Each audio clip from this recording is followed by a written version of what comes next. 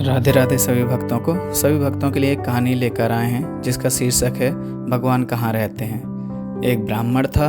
वह घरों पर जाकर पूजा पाठ कर अपना जीवन यापन किया करता था। एक बार उस ब्राह्मण को नगर के राजा के महल से पूजा के लिए बुलावा आया। वह ब्राह्मण राजमहल का बुलावा पाकर खुशी खुशी पूजा करने गया। पूजा संपन्न कराकर जब वह ब्राह्मण घर आने लगा तब राजा ने ब्राह्मण से एक सवाल किया, हे ब्राह्मण देव, आप भगवान की पूजा करते हैं तो यह बताएं कि भगवान कहाँ रहते हैं, उनकी नज़र किस ओर है और भगवान क्या कर सकते हैं। राजा के प्रश्न सुन ब्राह्मण अचंभित हो गया और कुछ समय विचार करने के बाद राजा से कहा, हे राजन, इस सवाल के जवाब के लिए मुझे समय दीजिए। राजा ने ब्राह्मण को एक माह का समय दिया। ब्राह्मण प्रतिदिन इसी सोच में उलझा रहता कि इसका जवाब क्या होगा। ऐसा करते करते समय बीतता गया और कुछ ही दिन शेष रह गए। समय बीतने के साथ साथ जब ब्राह्मण की चिंता बढ़ने लगी, जवाब नहीं मिलने के कारण ब्राह्मण उदास रहने लगा। एक दिन ब्राह्मण को चिंतित देख ब्राह्मण के पुत्र ने कहा, पिताजी, आप इतने उदास क्यों हैं? तब ब्राह्मण ने कहा, बेटा, कुछ दिनों पहले मैं पूजा कराने राजमहल गया हुआ था। पूजा संपन्न कराकर जब मैं घर वापस आ रहा था तब राजा ने मुझसे एक सवाल पूछा। राजा ने कहा कि भगवान कहाँ रहते हैं, भगवान क्या कर सकते हैं और भगवान की नज़र किस ओर है। राजा के सवाल का जवाब मुझे उस समय नहीं सूझा तो मैंने उनसे कुछ समय मांगा, जिसके जवाब के लिए राजा ने मुझे एक माह का समय दिया और वह माह बीतने वाला है, लेकिन इसका जवाब मेरे पास नहीं है, इसलिए मैं चिंतित हूँ। ब्राह्मण की बात सुनकर उनका पुत्र बोला, पिताजी, इसका जवाब मैं राजा को दूंगा, आप मुझे साथ ले चलिए। एक माह पूरा हुआ तब ब्राह्मण अपने पुत्र को लेकर राजमहल गया और राजा से कहा, हे राजन, आपके सवाल का जवाब मेरा पुत्र देगा। राजा ने ब्राह्मण के पुत्र से वही सवाल पूछा, बताओ भगवान कहाँ रहते हैं, भगवान की नज़र किस ओर है तथा भगवान क्या कर सकते हैं। उस ब्राह्मण पुत्र ने राजा से कहा, हे राजन, क्या आपके राज्य में पहले अतिथि का आदर सम्मान नहीं किया जाता? यह सुन राजा को थोड़ा लज्जित महसूस हुआ। पहले उस बालक को आदर सत्कार के साथ स्थान दिया गया, फिर पीने हेतु सेवक दूध का गिलास लाया। वह बालक दूध के गिलास पकड़कर दूध में उंगली डालकर घुमा घुमा कर दूध बाहर निकालने लगा।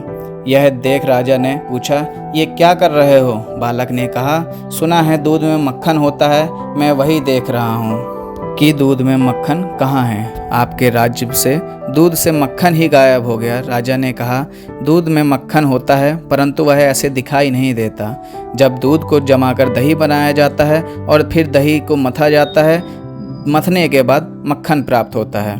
ब्राह्मण के पुत्र ने कहा, महाराज, यह आपके पहले सवाल का जवाब है। जिस तरह दूध से दही, फिर दही से मथने पर मक्खन प्राप्त होता है, उसी प्रकार परमात्मा प्रत्येक जीव के अंदर विद्यमान होते हैं, परंतु उन्हें पाने के लिए सच्ची भक्ति की आवश्यकता होती है।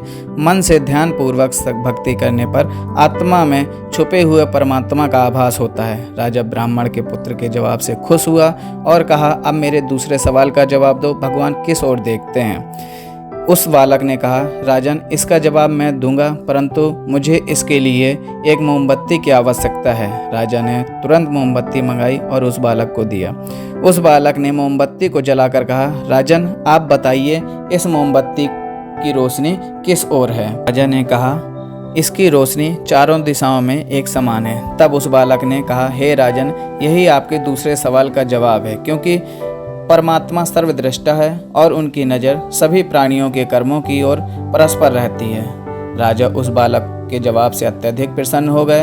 अब तो वो अंतिम प्रश्न के उत्तर के लिए भी उत्सुक हो उठे। राजा ने कहा, मेरे अंतिम सवाल का जवाब दो, भगवान क्या कर सकते हैं? बालक ने कहा, हे राजन, मैं इस सवाल का उत्तर अवश्य दूंगा, परंतु इसके लिए मुझे आपकी जगह पर और आपको मेरी जगह पर आना होगा।